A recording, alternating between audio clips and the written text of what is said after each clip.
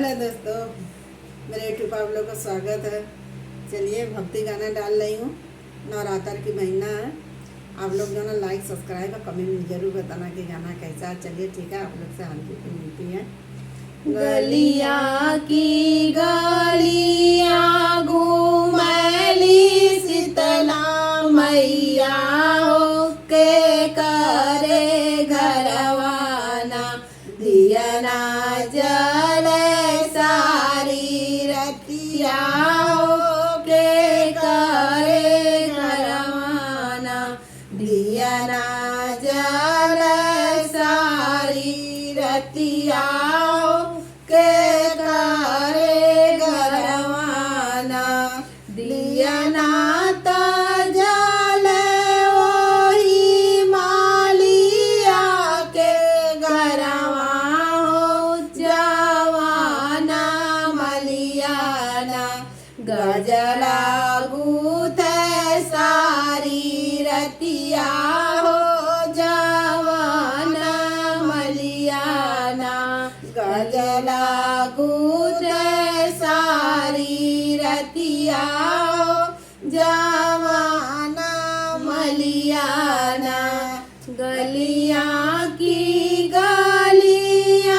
घूमली शीतला मैया हो के करे घरवाना दियना जल सारी रतिया हो के करे घरवाना दियना जल सारी रतिया हो के करे घरवाना दियना जल ओही कोहारा के घरवा हो जवाना कोहराना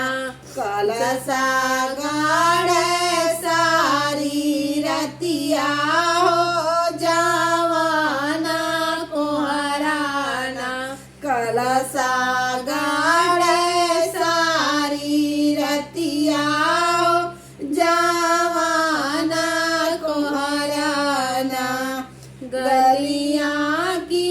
गलिया घूमली शीतला मैया हो के करे घरवाना दियना जल सारी रतिया हो के करे घरवाना दियना जल सारी रतिया हो के करे घरवाना दियना जल ओही सोनारा के घरवा हो जवाना सोनाराना नथिया गाड़ सारी रतिया हो जवाना सोनाराना नथिया गाड़ सारी रतिया हो जवाना सोनाराना गलिया की गलिया घूमली शीतला मैया हो के करे घरवाना दियना जल सारी रतिया हो के करे घरवाना दियना जल सारी रतिया हो के करे घरवाना दियना जल ओही बाजा जावा के घरवा हो जवन बज जवाना चुनरी रंग सारी रतिया हो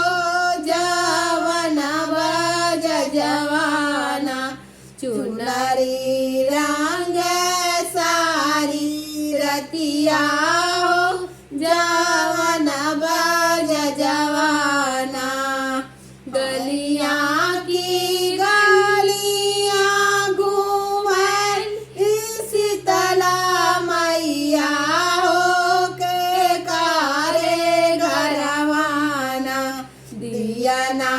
जल सारी रतिया हो के करे घरवाना दिया ना त जल ओही भागता के घरवा हो जवाना भगताना पचरा गाँव सारी रतिया हो जवाना भगताना पचरा